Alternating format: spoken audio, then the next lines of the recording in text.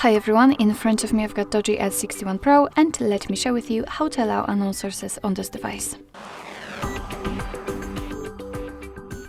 So let's start with opening the settings, and here we have to scroll down to find the apps section. Then let's tap on Special Access, and here we have to find Install Unknown Apps. And as you can see here, we've got some apps which are allowed or not allowed, like in my case to install some content, and to change it we have to tap on Apps and tap on the switcher. After getting back, you can see that the Chrome is right now allowed to install some content. Of course, it works the same with all other apps, and be aware that you're doing it on your own responsibility because some third-party apps aren't verified by the developer, so you may put your data and actually whole device at risk. So remember about that and choose the apps wisely.